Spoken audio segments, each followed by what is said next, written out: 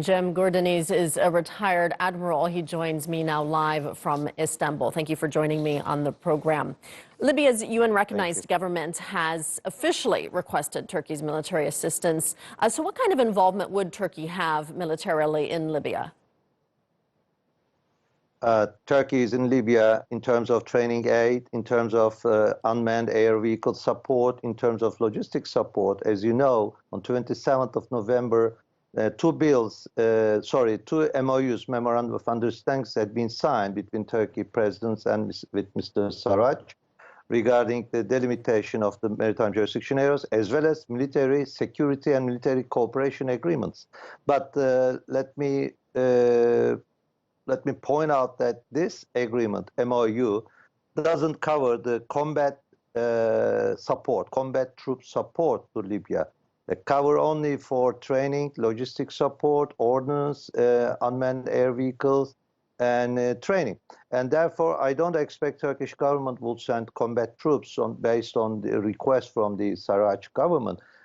On the other hand, still the bill waiting in the Turkish National Assembly to be ratified. These are the things that I can say. Okay, and so that being said, how long can we expect Turkey's involvement to be? As long as the stability in the region, stability in the country has been established, I'm sure the Turkey will continue to support. Maybe you heard that yesterday in a press conference, Mr. Putin has said that the conflict should be an end in Libya, and after the talking with President Erdogan over the phone, and Ms. Merkel, also the German Chancellor, also called a meeting, invited Turkey and the related countries for a solution in Libya. I'm sure after the 27th agreement, MOU with Libya, the things have changed. Turkey has placed a game-changing move in the area, and things will speed up in terms of finding a solution, aiming stability and peace in the region. Mm-hmm.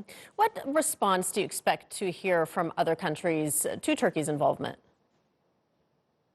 Turkey, as you know, this is a part of the overall picture which aims Turkey's maritime jurisdiction areas grasping. Maybe, you know, almost 120,000 square kilometers are to be chunked off of Turkey by Greece and by Cypriots under the coverage of European Union, and Turkey is standing against it. And then this 27th November agreement, or MOU, with Libya was a game changer. It created a force multiplying effect, and we understand this side effects from the Greeks' articles and news, and they are so unhappy.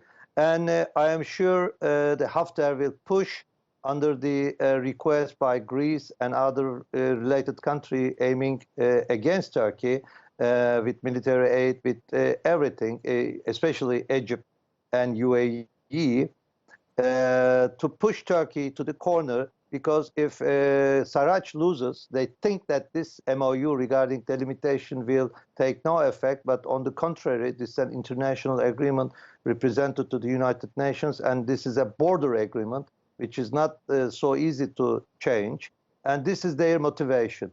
And I am sure Saudi Arabia will boost them, because Saudi Arabia recently joined this bloc. Okay, we'll leave it there. Retired Admiral Cem Gurdeniz joining us from Istanbul. Thank you for your time.